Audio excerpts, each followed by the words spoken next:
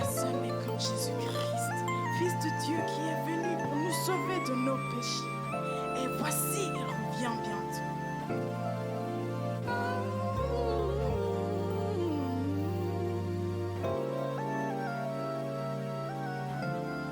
Voici, il vient au son de la trompette, chevauchant les nuées, brillant comme le soleil, élève la voix, c'est le jubilé, gardez-moi sur ton Seigneur vient.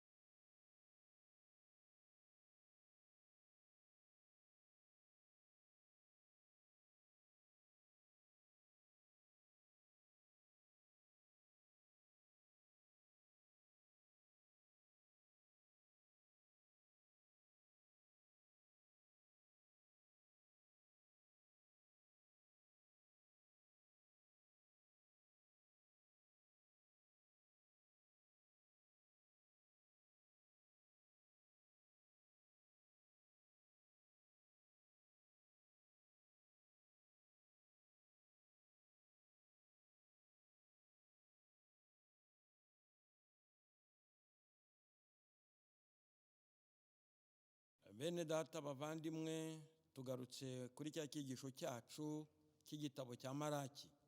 Frères et sœurs, chers amis, nous revenons à notre enseignement du livre de Malachie. Muri aya masengesho twiyemeje ko iki gitabo ari cyo cyatuyobora mu masengesho yacu kandi kikayobora n'ibyifuzo dufite. Pendant cette période de prière, nous avons choisi que ce livre nous conduise dans notre prière et par rapport à nos requêtes. Igitabo cya Malaki ni ubuhanuzi bwa nyuma bwo mu isezerano rya kera Imana yaganiraga n'ubwoko bwayo. Le livre de Malachie est la dernière prophétie de l'Ancien Testament, là où Dieu parlait avec son peuple. Kandi ijambo rya nyuma burya ryose riba rifite uburemere bwaryo. Et la dernière parole a toujours son importance. Mwibuke ko nyuma ya Malaki Imana yaracecetse imyaka 400 yose yongeye kuvuga mu gihe cya Yohana Umubatiza. Souvenez-vous qu'après Malachie, Dieu a gardé le silence pendant 400 ans et a parlé de nouveau à l'époque de Jean-Baptiste. Imana rero yavuganaga n'ubwoko bwayo ibugaya uburyo yabukunze ariko bwo bukaba indashima. Dieu parlait, il s'adressait à son peuple en leur disant le pourquoi il était contre eux, parce qu'il les avait aimés et ils avaient été ingrats. Yabakunze uburyo yabatoranije batarabo gutoranywa. Il les a aimés de telle manière qu'il les a élus alors qu'ils n'en étaient pas dignes. Noneho bava mu nzira yayo batangira no gutamba ibitambo bidashyitse kandi ibitambo yishimiraga ari bo ubwabo kugira ngo babanze bitambo ubwabo batungane bayitunganire bajye babona gutamba ibindi bitambo bifatika by'amatungo ihene n'intama. Ils se sont écartés de la voie de Dieu et ont commencé à offrir des sacrifices qui n'étaient pas convenables, alors que le vrai sacrifice, celui qui plaisait à Dieu, était qu'ils s'offrent eux-mêmes d'abord, afin qu'ils soient maintenant dignes de donner comme offrande tout ce qui venait du bétail. Aho rero batatira isezerano ry'amahoro abatambyi bari barahawe isezerano ry'ibihe byose. Et ainsi, ils ont transgressé l'alliance de paix que les sacrificateurs avaient reçue. Et c'était une alliance perpétuelle. Kuko iryo sezerano ryari ry'uko bagombaga kugendera mu nzira yayo kandi ryari ryarahawe Fineyasi kubera ifuhe yari yagiriye umurimo w'Imana. Et cette alliance était qu'ils devaient marcher dans la présence de Dieu. Cette alliance avait été donnée à Phinéas pour l'œuvre de Dieu. Ubwa gatatu ijambo twumvise nirirebana n'ibihereranye n'ibyaha bikorerwa mu ngo. Troisièmement, nous avons vu ce qui est en rapport avec les péchés qui se commettent dans les foyers. Ubu rero twebwe aho tugeze ku cyigisho cya none ni icyigisho kirebana n'icya cumi n'amaturo ubwoko bw'Imana bwimye Imana. Et là où nous en sommes maintenant, c'est un enseignement qui concerne les offrandes et la dîme, ce que le peuple de Dieu n'avait pas voulu donner à Dieu. Ubwoko bw'Imana bwari bwarigishijwe gutamba, bwigishwa gutanga ibya cumi n'amaturo kugira ngo biboneke mu nzu y'Imana. Le peuple de Dieu avait appris à offrir et à donner les offrandes dans la maison de Dieu afin que ça serve. Ese iryo tegeko bararikurikije? Est-ce qu'ils ont observé cette loi? Reka turebe ibyanditswe uko bibivuga. Lisons dans les Écritures ce que les Écritures en disent. Dukomeze cya kiganiro Imana yagiranye n'ubwoko bwayo inyujije mu mugaragu wayo mu muhanuzi Malaki. Nous continuons à voir cette conversation que Dieu a eue avec son peuple à travers le prophète Malachi. Dusome Malakiya ibice bitatu umurongo wa 7 turageza umurongo wa 13. Lisons Malachi chapitre 3 à partir du verset 7 jusqu'au verset 13. Depuis le temps de vos pères, vous vous êtes écartés de mes ordonnances. Vous ne les avez point observées. Revenez à moi et je reviendrai à vous, dit l'Éternel des armées. Et vous dites, en quoi devons-nous revenir? Un homme trompe-t-il Dieu? Car vous me trompez. Et vous dites, en quoi t'avons-nous trompé? Dans les dîmes et les offrandes. Vous êtes frappés par la malédiction et vous me trompez, la nation tout entière. Apportez à la maison du trésor toutes les dîmes, afin qu'il y ait de la nourriture dans ma maison.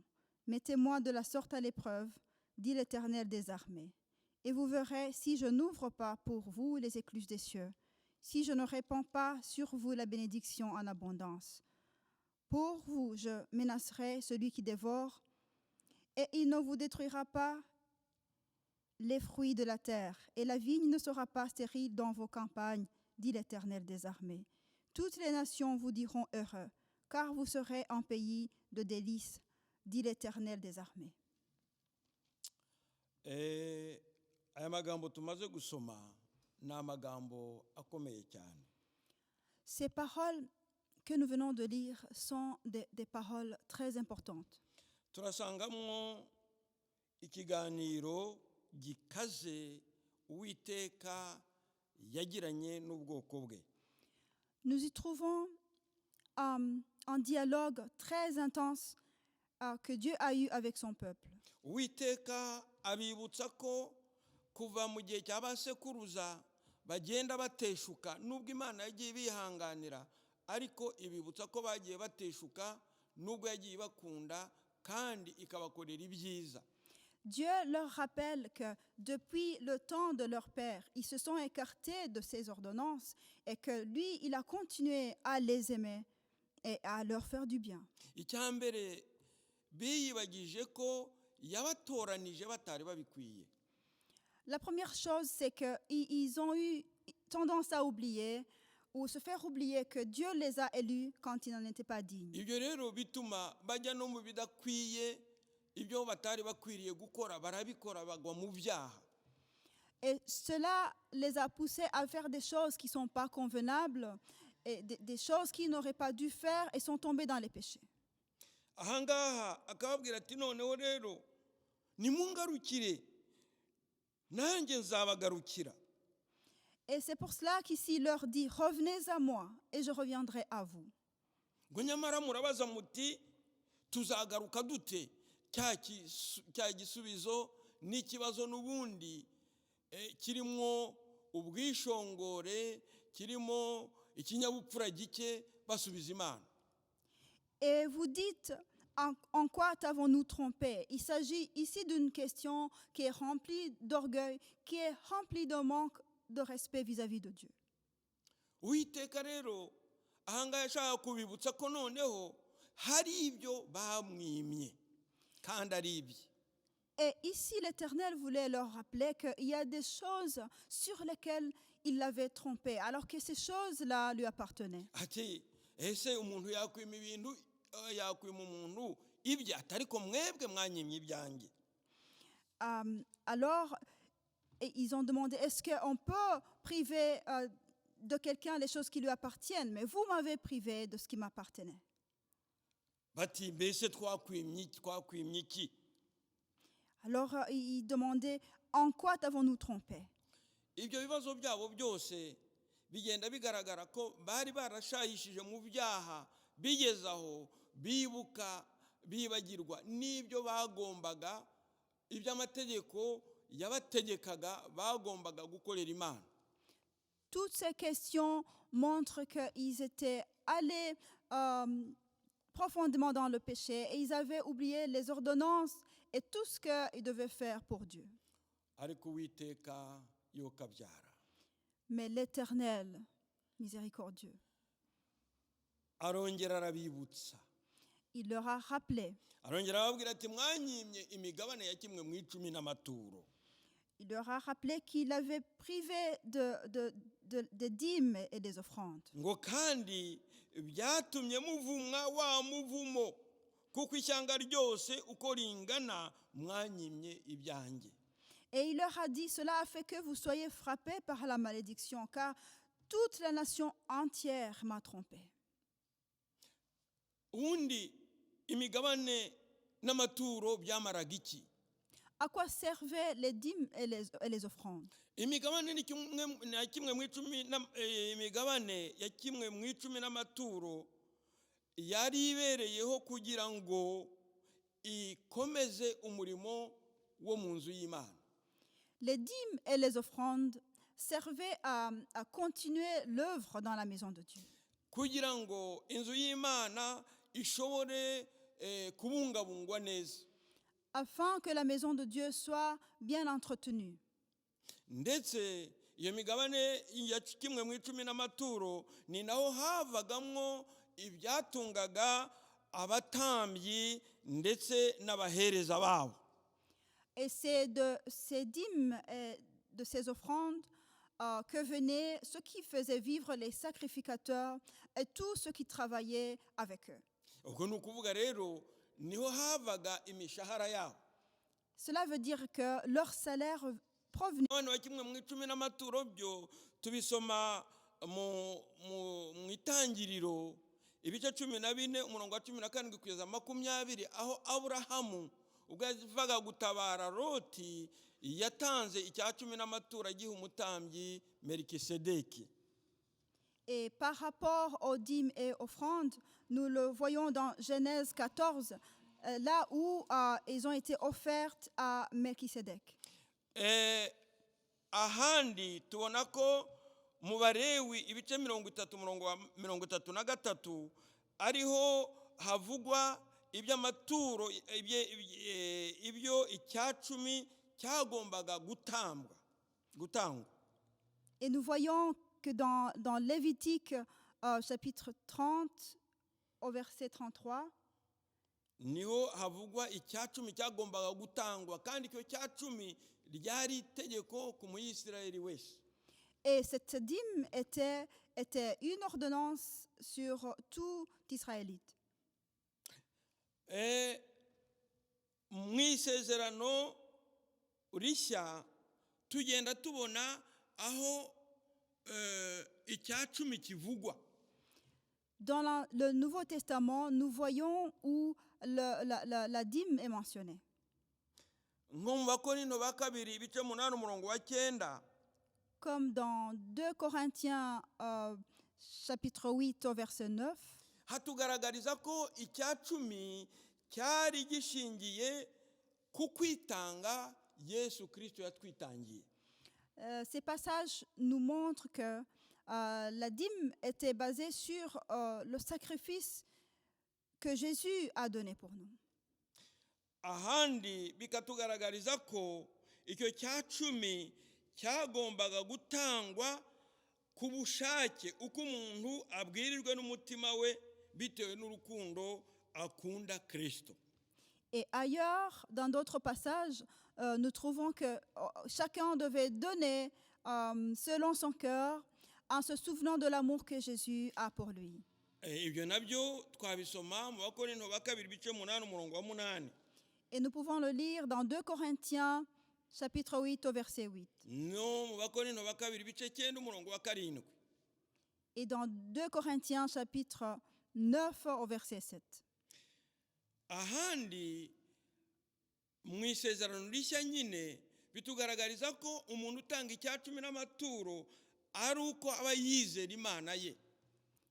Ailleurs, toujours dans le Nouveau Testament, les passages nous montrent que quelqu'un qui donne la dîme est quelqu'un qui croit en son Dieu.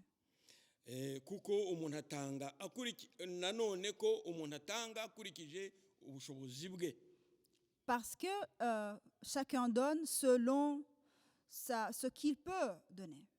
Ufite bike agatanga bike, ufite byinshi agatanga byinshi. Celui qui a peu de moyens donne peu et celui qui a beaucoup de moyens donne beaucoup. Ayo maturo rero nayo gufasha mu murimo w'Imana mu gihe cya none mu isezerano rishya.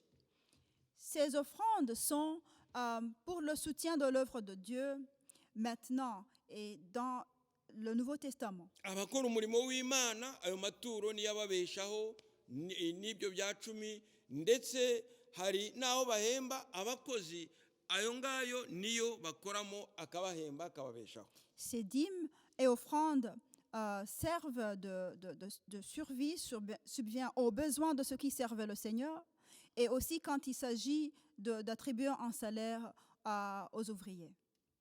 Ariko hariya mu isezerano rya kera ibyo Maraki yavugaga yarabagaye kuko batashoboye gutanga icyacumi n'amaturo uko bikwiye. Mais dans l'Ancien Testament, ce que Malachie a montré, Dieu ne les trouvait pas agréables parce qu'ils n'ont pas pu offrir convenablement. Kuko nabo bari barategetswe gutanga icyacumi ariko banabwirwa ko bakwiriye gutanga amaturo bayatanganye umutima mwiza, bayatanganye urukundo kandi bakayatanga banezerewe. Parce qu'eux aussi savaient qu'ils devaient offrir les dîmes, mais il leur avait dit aussi qu'il fallait qu'ils offrent leurs offrandes avec un cœur qui a la bonne volonté et avec joie. Kuko biragaragara igihe Nehemiya yazaga ubwoko bw'Imana bwatanze icyacumi kigaragara. car on voit bien que quand Néhémie, à l'époque de Néhémie, le peuple a donné une dîme qui était abondante. ariko nabo mu gihe gito nehemiya asubiye i babuloni nabo baje guteshuka ntibaba bagitanga icya cumi, ndetse bituma abatambyi bose n'abahereza babo bahunga bava mu rusengero, barahunga bajya mu misozi gushaka ibyabatunga. Et on voit que au moment où Néhémie est parti et est allé à Babylone, ils n'ont pas continué à donner les dîmes, et les sacrificateurs, ceux qui œuvraient dans la maison de Dieu, ont fui vers les montagnes. ubwo rero ni muri icyo gihe nehemiya marakiya nawe yabibukije. Et c'est Malachi qui leur a rappelé. Uwiteka aramwohereza ati genda unyibukirize ubwoko bwanjye. Et l'Éternel l'a envoyé en lui disant, en lui confiant la mission, va rappeler à mon peuple, kuko bwanyimye ibyanjye. parce qu'ils m'ont trompé. Ati kandi uko kunyima ibyanjye byatumye nabo bavumwa. Et le fait qu'ils m'aient trompé, ça a causé la malédiction à leur vie. Ati none rero ni bazane icyacumi n'amaturo babishyire mu bubiko. Qu'ils amènent les dîmes et les offrandes dans la maison du trésor, Kugira ngo inzu yanjye ibonekemo ibyo kurya. afin qu'il y ait de la nourriture dans ma maison. Ati nanjye rero nzabaha umugisha nibabikora batyo. Et s'ils le font ainsi, je les bénirai. Ububiko birashaka kutubwira iki? Qu'est-ce que la trésorerie veut nous dire? Ububiko muri iki gihe cya none barashaka kutubwira itorero ry'akarere umuntu arimo. La trésorerie d'aujourd'hui veut dire l'église locale où l'on se trouve. Iryo torero nimwo ibyacumi n'amaturo bigomba gutangwa. Et c'est au sein de cette trésorerie que les dîmes et offrandes doivent être données, Kugira ngo abakozi b'Imana baho ngaho abe ari bo babicunga. afin que les serviteurs de cette église locale en prennent soin. Kandi iyo umuntu amaze kubitanga, ubwo nyine umurimo uba usigaye aba ari uw'ubuyobozi bw'itorero. Et après avoir donné ces offrandes et dîmes, la tâche reste au niveau des dirigeants de l'église. Ikibazo cy'Abisirayeli ubwoko bw'Imana nuko batangaga amaturo, bagatanga ibyacumi, ariko bagatanga ngo ibyacumi bidashyitse. Le problème des Israélites, de ce peuple de Dieu, c'était qu'ils donnaient des offrandes qui n'étaient pas convenables, Kuko nibyo batangaga babitangaga bagononwa. parce que même ce qu'ils essayaient d'offrir, ils l'offraient en murmurant. Bakabitanga bivovota, Ils offraient cela en se lamentant.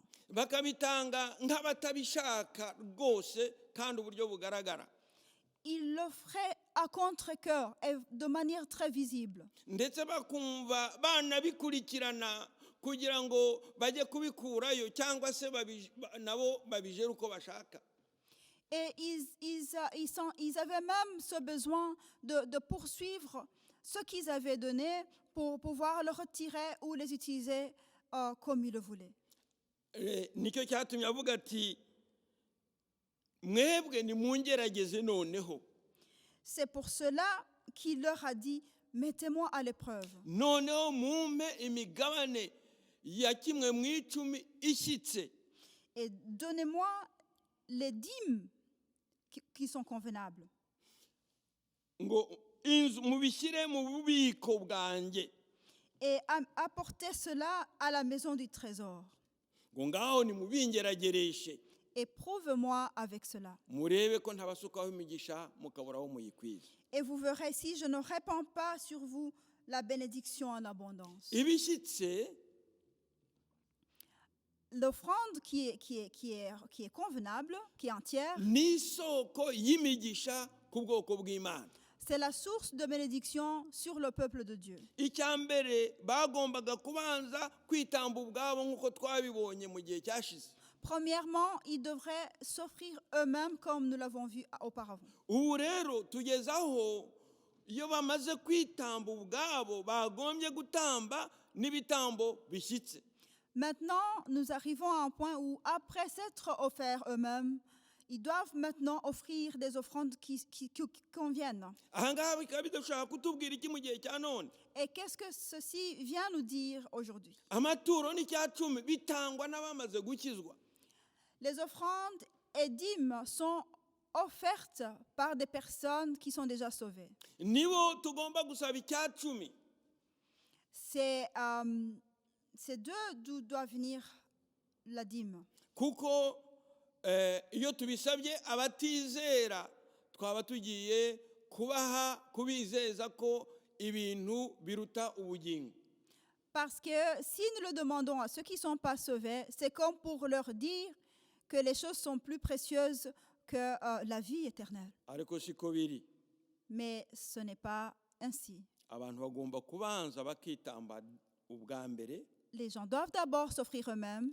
Icyacumi n'amaturo nabyo bikaza nyuma ari nabyo turiho ubu ngubu. Et les dîmes et les offrandes viennent par après, et c'est cela que nous traitons maintenant. Amaturo rero atangwa n'abamaze kwihana ibyaha byabo, ayo ngayo niyo maturo Imana yishimira. Les offrandes sont données par des personnes qui se sont déjà repenties de leurs péchés, et c'est de ces offrandes-là que Dieu éprouve le plaisir. Imana yishimira icyacumi cy'abagitangana gukiranuka. Dieu trouve agréable la dîme qui est donnée par des personnes qui vivent dans la vie sanctifiée. Amaturo n'ibyacumi Imana yishimira ni ibitambo cyangwa se ni amaturo atanganywe ibyishimo. Les dîmes et offrandes qui plaisent à Dieu sont celles qui sont offertes avec joie. Nk'uko tubisoma mu Bakorinto ba kabiri ibice 9 umurongo wa 7. Comme nous lisons dans 2 Corinthiens 9 au verset 7. Aho ngaho twahasoma. Nous pouvons lire ces paroles. Abakorinto ba kabiri ibice 9 umurongo wa 7. 2 Corinthiens 9 au verset 7. Turasoma ngo umuntu wese atange nk'uko abigambiriye mu mutima we, atinuba kandi adahatwa, kuko Imana ikunda utanga anezerewe. Imana ishimwe.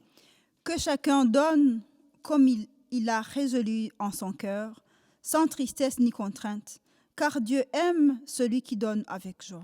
Icya kabiri tubonye hano nuko umuntu agomba gutanga atinuba. La deuxième chose que nous venons de voir, c'est que on doit offrir sans contrainte. Nukuvuga ngo icyacumi ni icy'Imana. Ça veut dire que la dîme appartient à Dieu. Iby'Imana ntabwo wabiyima kandi byose ari ibyayo. Et on ne peut pas priver à Dieu ce qui lui appartient, parce que tout lui appartient. Mu gitabo cya Hagari ibice 2 umurongo wa 8. Dans Agé 2, chapitre 2, verset 8, haratubwira ngo izahabu n'ifeza byose nibyo Uwiteka. la parole nous dit que l'or et l'argent appartiennent à l'Éternel. Ubwo rero abinubira gutanga icyacumi baba bima Imana ibyayo.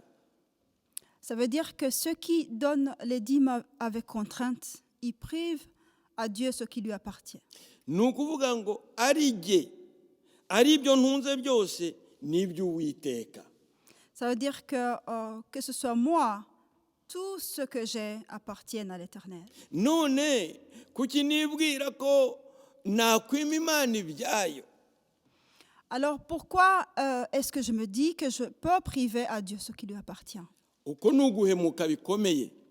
C'est de la malhonnêteté. Kuko nashyiriweho kuba umucungamari y'Imana. Parce que j'ai été établi comme trésorier de l'Éternel. kandi nanjye ndi imari y'Imana. Et moi-même, je suis le trésor de Dieu. Icyo Imana insaba ni ukuyiha ku byayo nyibiki. Ce que Dieu me demande, c'est de lui donner une part de ce que je garde pour lui. Twavuze ko umuntu agomba gutanga anezerewe, Nous avons trouvé qu'on doit donner avec joie. kandi umuntu agatanga ntawe umuhase, Et donner sans y être forcé.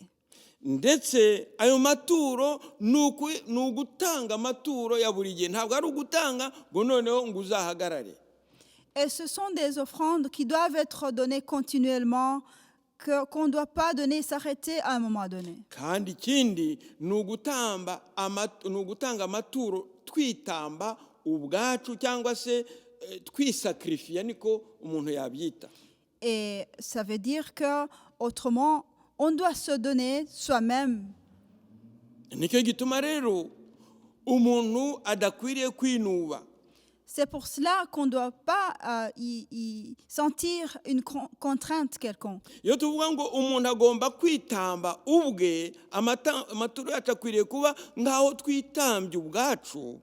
Quand nous disons que notre offrande doit être comme si nous nous donnons nous-mêmes, Hari urugero Yesu yatanze mu butumwa bwiza bwa Mariko ibice 12.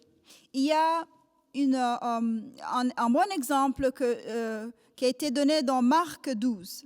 Ni iby'umukecuru waje gutura hamwe n'abandi baturaga.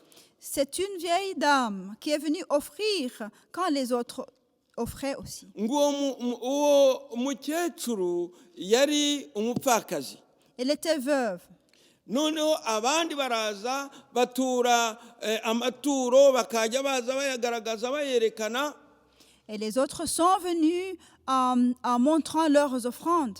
Bakaza bakajugunya mu cyo baturiragamo.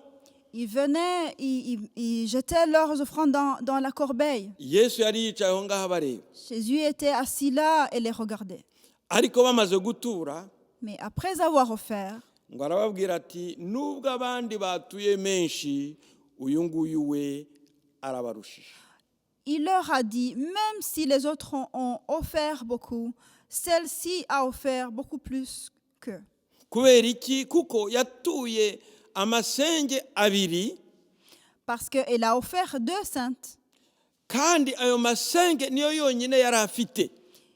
Et c'est la seule monnaie qu'elle avait. Urumva rero yaritanze. Elle s'est donnée elle-même.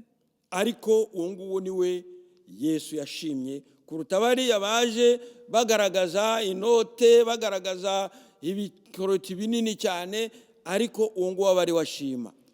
Mais c'est cela que Jésus a agréé, contrairement à ceux qui sont venus avec beaucoup de richesses. Kuko uwo nguwo nta nubwo yigeze atekereza ati ese ahari reka nture kamwe, reka nture isenge rimwe, nanjye nsigarane irindi. Parce que la vieille veuve n'a pas prémédité en disant je vais donner un seul cent, je reste avec un autre. Uko rero niko kwitanga. C'est ça, s'offrir soi-même. Ukatanga witanze ubwawe. Offrir en s'offrant soi-même. Satani ajya akunda kwereka abantu ko ahari gutanga icyacumi bizatuma bakena. Satan montre aux gens que après avoir donné la dîme, ils vont devenir pauvres. Akababwira ati ariko amaturo yanyu muramutanga ntabwo agaragara icyo akora.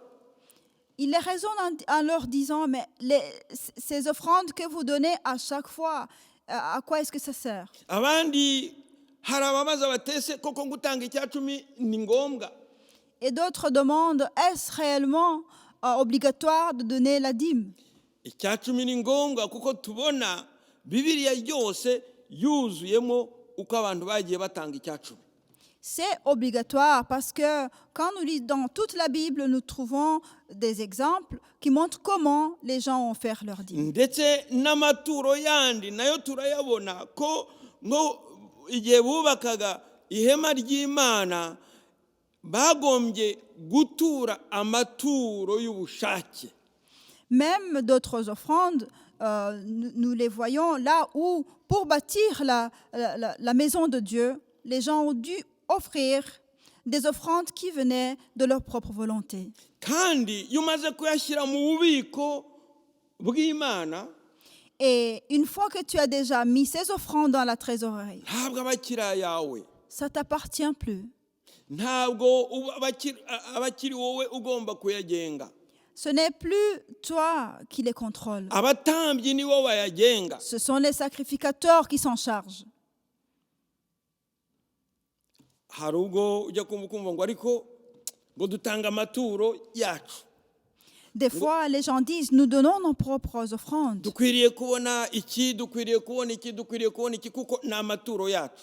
Nous devons avoir telle ou telle chose car il s'agit de nos offrandes. Oya, bene ayo magambo ntakwiriye mu bana b'Imana. Non, ces paroles ne sont pas convenables au milieu des enfants de Dieu. Kuko iyo ubwoko bw'Imana bwamaraga gutura bugageza amaturo mu nzu y'Imana, icyo ngicyo wabaga usigaye ari umurimo w'abatambyi. Parce qu'une fois que le peuple de Dieu avait déjà offert des offrandes à la maison de Dieu, il restait seulement la tâche des sacrificateurs. Ndetse hariho ikindi. Il y a une autre chose. Ibyo byo kurya byatungaga abatambyi, nta wundi wari ufite uburenganzira bwo kujya kubikoraho. Cette nourriture qui était destinée aux sacrificateurs, personne d'autre n'avait le droit d'y toucher. Ibyo rero abavuga ngo amaturo yacu ibyacumi byacu baba bakwiriye kujya batekereza kuri ibyo ngibyo. Et ceux qui disent nos dîmes, nos offrandes, devraient s'arrêter un peu et penser à ces choses. Muri iki gihe cya none abandi bakavuga bati ariko nge sizatanga icyacumi, sizatanga amaturo kuko bariya bakozi barayarya. Et ces derniers temps, il y en a même qui disent je ne donnerai plus de dîmes ni d'offrandes, car il y en a qui les consomment. Ndibwira ko ahari iwacu ho ibyo ngibyo nta bahari babivuga. Et j'espère qu'au sein de notre Église, il n'y a pas de telles personnes. Ariko babaye bahari nababwira ngo nibasigeho. Et s'il y en a, je les exhorte à arrêter cela. Kuko nibatange nibashaka babirye nibo bazabibazwa. Parce que ceux qui offrent doivent offrir, et ceux qui vont les utiliser de manière qui n'est pas convenable rendront leur propre compte. Ariko turagenda twibuza imigisha bene data. Mais nous sommes en train de freiner nos propres bénédictions, frères et sœurs. Igihe twanga gutanga iby'Imana. Quand nous refusons d'offrir ce qui appartient à Dieu, Kandi nibike tuyiha. alors que c'est très peu de choses que nous lui offrons. Ibyo tuyiha nibike cyane ukurikije ibyo yaturindishije. Ce que nous lui offrons est très peu comparé aux choses qu'il nous a confiées. Noneho nibyo ngibyo ishaka ko tuyitura bikaturyohera kurusha biriya byose twagombye gusigarana byinshi. Et curieusement, les choses que nous devons lui offrir deviennent très très précieuses pour nous, alors que nous avons encore plus d'autres choses. Nibyo rero Uwiteka yagayaga ubwoko bwe. Et c'est cela que Dieu ne trouve pas agréable chez son peuple. Kandi ibyo byose byabafungiranye imigisha. Et toutes ces choses ont bloqué leur bénédiction. Natwe muri iki gihe cya none Nous aussi, aujourd'hui, bishobora kutugeraho. ça peut nous atteindre. Iyo twanze guha Imana ibyayo natwe twikingiranira imigisha. Quand nous refusons d'offrir à Dieu ce qui lui appartient, nous bloquons nos bénédictions. Iyo tubitanze tugononwa twikingiranira imigisha. Quand nous les donnons, quand nous offrons par contrainte, nous bloquons nos propres bénédictions. Iyo tubitanze tukagumya kubyita ko ari ibyacu tugomba kubyishyuza, nanone tuba twikingiraniye imigisha. Quand nous les offrons et que nous continuons à les appeler les nôtres, nous bloquons nos bénédictions. Ahubwo dukwiriye kubitanga bigomba gukora umurimo w'Imana. Mais nous devons les donner pour que ça serve à l'œuvre de Dieu. abakozi nabo babicunga Les serviteurs qui s'occupent de la trésorerie, nibabicunga nabi si ça n'occupe pas bien, ibyo ngibyo bazatanga raporo imbere y'Imana, ils rendront les comptes devant Dieu. kuko ibigomba kuba mu nzu y'Imana bigomba gucungwa neza, bigomba kwitonderwa. Parce que ce qui doit servir dans la maison de Dieu doit être bien gardé et on doit faire attention kuko à ça. hari igihe kizaza, Parce qu'un jour viendra. hari igihe kizaza dutange raporo imbere y'Imana. Le jour viendra où nous rendrons les comptes devant Dieu. Icyo gihe rero buri wese niho azagaragaza uko yacunze iby'Imana yamurindishije. Et c'est ce jour-là que chacun rendra les comptes de ce que Dieu lui avait confié. Niduhe iby'Imana ibyayo. Donnons à Dieu ce qui lui appartient. Imana yaravuze iti nimubingeragereshe murebe, Dieu a dit, éprouvez-moi. murebe ko ntabasukaho imigisha mukaburaho muyikwiza. Prouvez-moi avec ces 10 000 offrandes et j'ouvrirai les écluses des cieux et vous bénirai. Imana idufashe bene data Que Dieu nous vienne en aide kugira ngo tutagumya kwikingiranira imigisha, afin que nous ne continuions pas à bloquer nos bénédictions. dukiranuke mu cya cumi n'amaturo, Donnons les 10 000 offrandes convenablement. kugira ngo natwe tutamera nka buriya bwoko bw'Abisirayeli bwo mu gihe cya mbere bwikingiraniye imigisha kugeza ubwo Uwiteka batumaho. Afin que nous ne soyons pas comme le peuple de Dieu d'autrefois qui a bloqué ses propres bénédictions jusqu'à ce que Dieu leur a envoyé un messager. Imana idufashe cyane, Que Dieu nous vienne en aide. Imana idufashe Que cyane. Dieu nous vienne en aide. Imana kwibwira ko itareba iby'amafaranga, itareba iby'amaturo n'ibiki, ni ukwibeshya cyane. Se dire que Dieu ne se soucie pas des offrandes ou des dîmes, c'est se tromper. Kuko ijambo ryayo rirabitugaragariza. Parce que sa parole nous le montre. Igihe Mose yazamukaga agiye ku musozi, Quand Moïse monta sur la montagne, Imana yaramubwiye ngo bwira Abisirayeli batange amaturo abavuye ku mutima. Dieu lui a dit de dire aux enfants d'Israël d'offrir des offrandes qui viennent de leur cœur. Ubwo rero murumva ko Imana ireba n'ubutunzi bwacu, ireba amayero yacu, ireba amafaranga yacu, ireba amadolari yacu. Et cela veut dire que Dieu voit ce que nous avons comme richesse. Il voit nos dollars, il voit nos euros. Kandi katubwira ngo nimutange imigabane ya kimwe mu icumi ishyitse. Et il leur dit, donnez des dîmes convenables. Kandi ibyo ngibyo bizagaragarwa n'uburyo tubitangana umutima wacu wose. Et cela se manifestera par notre façon d'offrir avec tout notre cœur. Tukabitanga tutagononwa, ahubwo tukabitangana ibyishimo n'umunezero. En offrant sans contrainte et avec joie. Kandi tukabitamba twitamba ubwacu. Et en les offrant, tout en nous offrant nous-mêmes. Kuko hariya twasanze ngo hari abatambaga izicumbagira n'izitabona. Parce que nous voyons quelque part où il y en a ceux qui offraient des boiteux et des aveugles. Biriya ntabwo byari bishyitse, Ce n'était pas convenable. kandi Imana ntiyabyishimiye. Et Dieu ne les a pas agréés. Iri jambo rero riraturarikira gutanga amaturo ashyitse, gutanga imigabane ishyitse. Cette parole nous appelle à donner des offrandes convenables, donner des dîmes convenables. Imigisha itanga nuko idukingurira ngo izaha umugisha amatungo, izaha umugisha imyaka yacu yerera igihe cyayo. Murumva ko ni ubutunzi bwose muri rusange.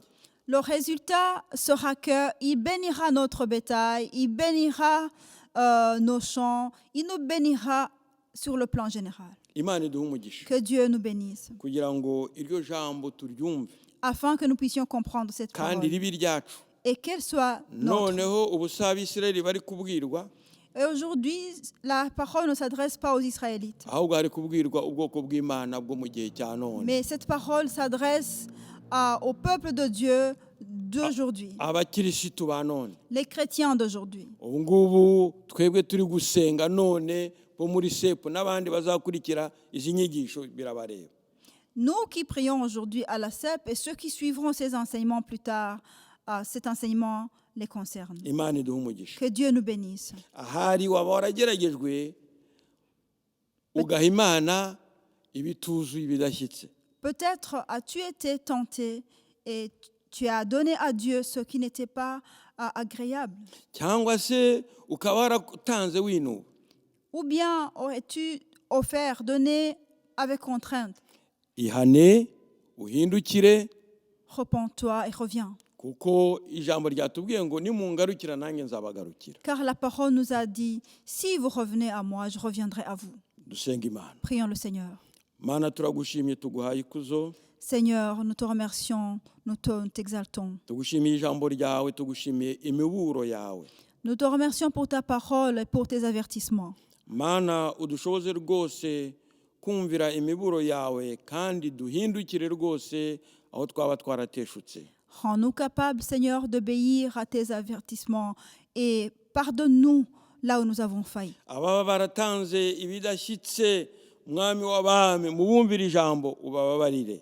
Ceux qui ont donné une offrande qui n'est pas convenable, qui ont entendu cette parole, pardonne-les, Seigneur. Kandi ubahe guhindukira rwose Accorde-leur le retour vers toi, batangire urugendo rushya qui recommence de nouveau à marcher avec kugira ngo toi. batange ibishyitse kandi babitange mu byishimo, babitange mwami w'abami banezerewe. Afin qu'ils puissent donner ce qui est entier dans la joie, Babitange batinuba sans contrainte. kuko mwami ibyo ngibyo bidukingurira imigisha. Parce que cela ouvre la bénédiction pour nous. Imigisha yo kukubana nawe La bénédiction de demeurer en toi. n'imigisha ifatika mu byo dutunze byacu no mu kazi byose Mana ukabiduheramo umugisha. Ainsi que les bénédictions palpables dans ce que nous possédons et dans nos métiers. Urakoze cyane Nyagasani. Merci, Seigneur. Uhabwe ikuzo mu izina rya Sois Yesu. glorifié au nom de Jésus-Christ. Amen. Amen.